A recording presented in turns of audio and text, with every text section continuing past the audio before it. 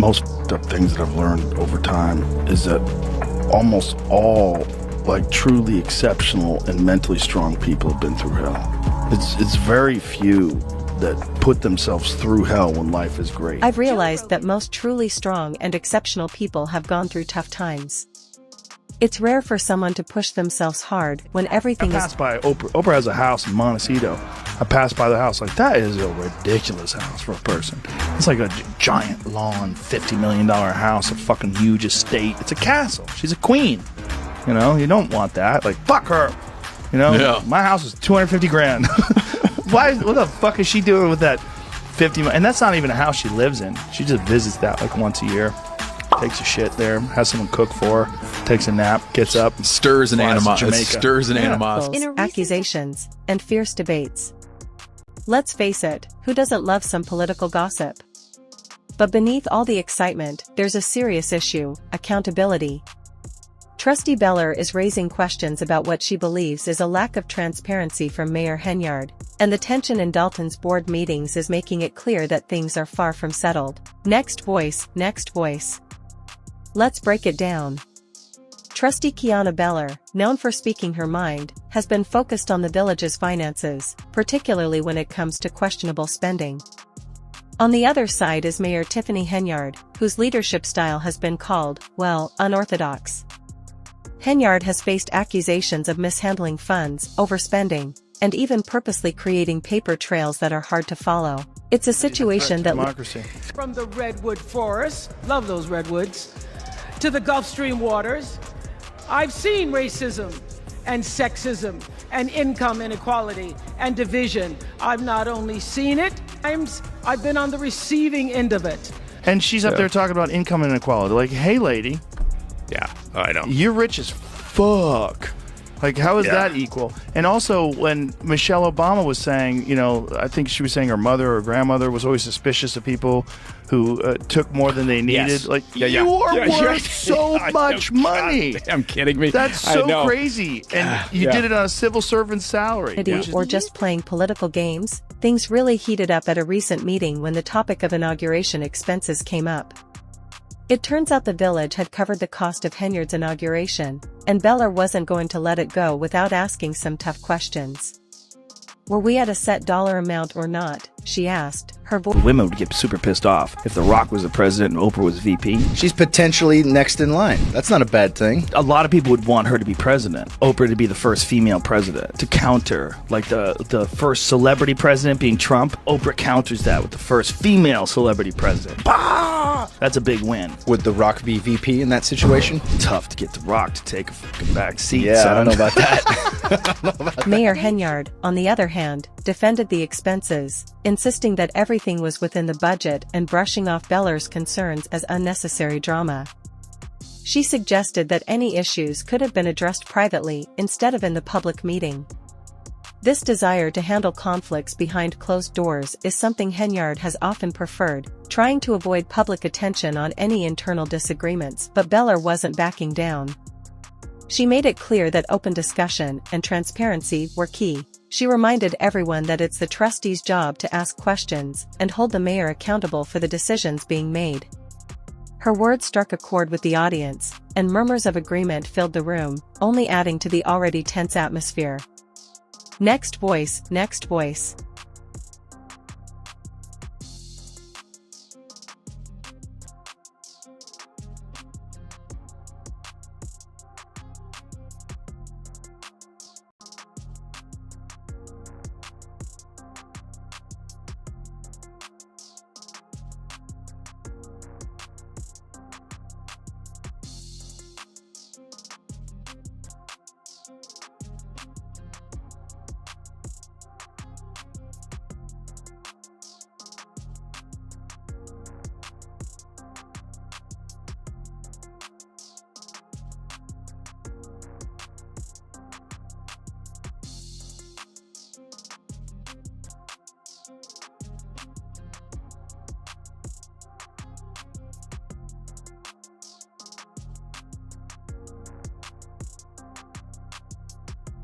Been accused of bending the rules. Critics have raised concerns about her history of questionable spending, including tens of thousands of dollars in unaccounted purchases, expensive taxpayer-funded trips, and approving expenses without proper oversight. And let's not forget the ongoing federal investigation into her office. What really gets people talking, though, is her tendency to dismiss criticism as personal attacks. In a previous meeting, she even compared herself to a martyr, saying, "They talked about Jesus Christ. Why wouldn't I think they're going to do me the same way?" But the bigger issue seems to be Oprah Winfrey has built a reputation for herself, but it hasn't been able to withstand the test of time. And that's her own fault, because her behavior does not align with what she preaches. And today I want to talk a little bit about Harvey Weinstein. I feel like that name is so triggering because he's essentially what kicked off the Me Too movement, because he's a sick man that Oprah, for whatever reason, continues to support. And it's because these two go way back in time. They've had a professional relationship that stretches back 2 decades. So Harvey would use his relationship with Oprah to go and flex on these other people and, probably make some offers that he was never going to keep. He just wanted to get them in the room. For those familiar with Dalton politics, Mayor Henyard's shift in behavior is especially surprising. Back when she was a trustee, she was known for being thorough and detail-oriented. She would meticulously go through every line of the budget, even questioning the smallest discrepancies. Once, she asked about a budget line for tree trimming, saying, "Why so low? I understand we're doing cuts, but I get a ton of complaints about trees." I think that also pushed an unhealthy amount of diet culture onto her audience. What I did was I fasted without cheating for a solid 6 weeks. I ate absolutely nothing. And would consistently back less than credible people to give medical information, including Dr. Phil, Dr. Oz, specifically Dr. Oz. He was a very unethical individual to have on the Oprah Winfrey Show, in my opinion, and his own show is a whole other can of worms. But he was consistently trying to sell different diet pills, miracle weight loss pills that simply did not even work. pushed to increase the budget for tree maintenance, showing just how deeply involved she was in the details. Now, as mayor, that same level of scrutiny seems to have disappeared, which hasn't gone unnoticed. Her critics point out the glaring double standard, especially when she used to demand transparency and now seems to avoid it.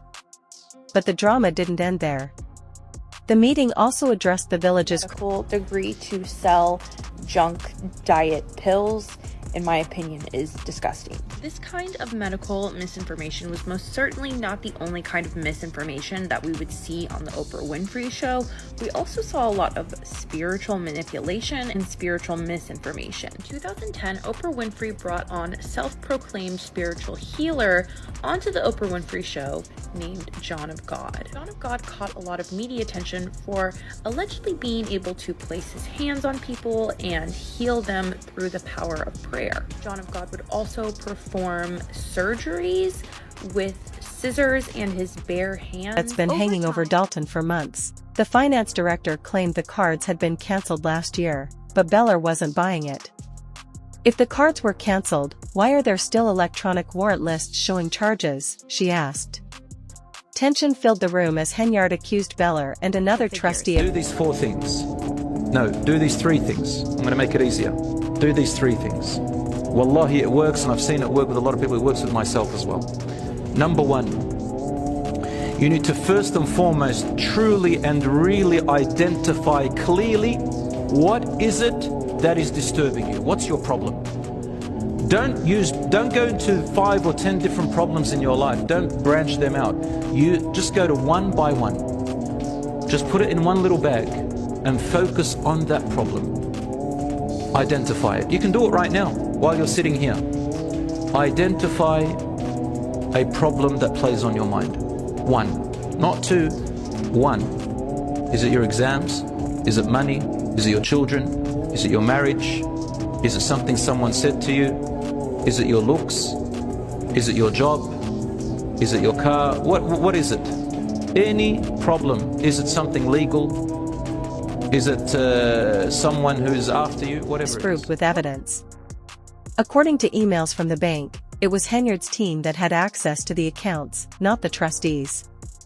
Once again, it seemed like Henyard was the only one benefiting from a narrative filled with obstruction and confusion. Next voice. Oprah Winfrey has had a lot of controversy around her African school for girls, with huge conspiracy theories starting that these girls were going missing from Oprah's school. All of these theories started shortly after Oprah opened her school in 2007, and the matriarch of that school was charged with essay of 7 different girls. Oprah ended up offering a public apology to the parents and the children and citing her own essay incidents in this apology.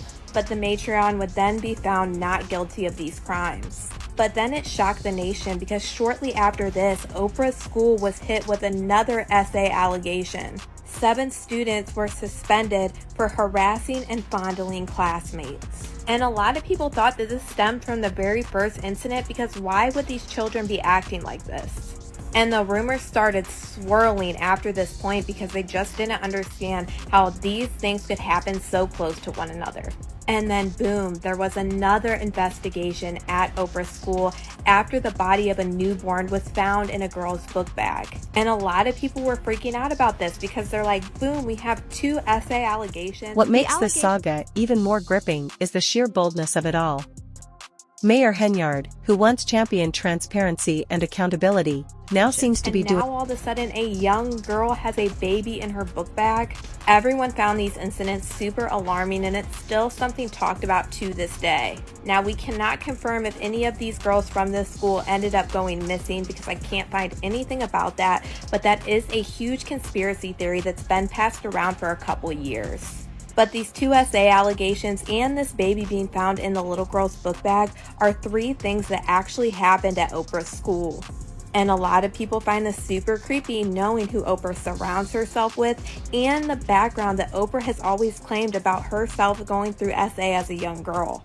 So there's a whole bunch of controversy around Oprah, but you guys let me know what you guys think of this 3-part series in the comments. While Trusty Beller's persistence has earned her praise from some, it's also made her a target. Henyard has tried time and again to discredit her, accusing Beller of stirring up unnecessary drama and undermining the unity of the board. But Beller isn't backing down. As the meeting ended, it was clear that the tension between the 2 women wasn't going anywhere. They represent 2 different visions for Dalton's future, and their clash has become a symbol of the deep division. A lot of blatant racism. Oprah, a black female, was pulling in higher ratings and more viewership than many of the men who were dominating the airwaves at the time. But despite the constant scrutiny that Oprah faced from her peers and from viewers for simply being a successful black woman, she would continue to press on. Oprah would interview everyday individuals, celebrities, models, musicians, entertainers, and she also would often cover difficult subjects surrounding racism and violence against women. While many people loved her, others criticized her for having extremely exploitative shows that were often packed with a lot of misinformation. Now, I want to dive into some of the controversial moments that we saw on the Oprah Winfrey Show throughout the years. Certainly not every controversial moment, but some very notable ones. And then I want to go into some of the more groundbreaking episodes. In 1986, newly discovered model, now household name, Cindy Crawford, made an appearance on the Oprah Winfrey Show alongside the founder of Elite Model Management, John Casablancas, the man who discovered Cindy Crawford. In an uncomfortable moment in this interview, Oprah asked 19-year-old Cindy Crawford to stand up to show off her body to the audience. This fight is about restoring trust and holding people accountable. For Henyard, it's about keeping control, despite growing criticism. And for the people of Dalton, it's just another chapter in the ongoing saga of messy local politics. But here's the real question. Can Dalton survive this leadership crisis, or is the village doomed to keep repeating the same mistakes? So the Oprah Winfrey Show was, in general, highly criticized for the constant medical and scientific misinformation that was platformed and constantly spewed on the Oprah Winfrey Show. Oprah regularly platformed guests who would be promoting products that were not backed by science, and guests who had theories that were also not corroborated with scientific information. In 2007, Oprah Winfrey invited Jenny McCarthy onto the Oprah Winfrey Show, and she would actually partner up with Jenny McCarthy, and Jenny McCarthy was on the Oprah Winfrey show, I think like 12 or 13 times total. Oprah allowed Jenny McCarthy about an hour of airtime to express her theory that she was very confident in, that the reason her son was diagnosed with autism was because of the vaccines he had received. Not once did Oprah offer any kind of pushback at Jenny's claims that she was presenting as fact. Sorry, baby woke up and wants to sleep on me, so bear with me. Many, if not all, of Jenny's claims about vaccines being linked to autism could be easily debunked by scientific information, medical information. But Oprah only encouraged Jenny, said that she was a warrior for going to Google and researching the link between vaccines and autism. Mentions of autism being reversed. Taraji P. Henson got Oprah scrambling. You already knew it was up. Now, in a previous post, Taraji P. Henson had made a statement regarding how the producers and the show sets had given all the cast members rental cars in Atlanta, and she said that she's not driving a rental car because, one, that's ghetto, two, Atlanta is very dangerous to drive in, and three, it's an insurance liability. Now, Oprah has said Cookie Lyons, Katherine Johnson, Yvette, and now Shook Avery. Those are the many characters Taraji P. Henson has brought to life in ways only she could. Then she said, join us tonight as we sit down to discuss her career and the sisterhood she formed with the Color Purple cast. Okay, for one, Oprah, just stop. But for two, you already know we gonna watch it. You already know we watching it. But three, it's funny that she had announced that, and I'm curious as to, was this organized before Taraji made these statements in regards to her driving service while she was shooting The Color Purple? Or is this like a last-ditch effort where they scrambled together to get this interview done? Because I'm curious, I want to know. Now, I'm more than positive that it's probably pre-recorded, but I find it so hilarious that after everything was said and done and everything was filmed and she got paid out what she got paid out in regards to interviews, press, and the movie, that now we're starting to hear from Taraji P. Henson her real full experience working with this cast. And also what's really crazy is that it's notable Black producers, Black screenwriters who worked on this film. So the fact that she was receiving this from our own people is even more bewildering. But we're going to tune in and we'll give you the highlights about what's said, body language, and all that other good stuff.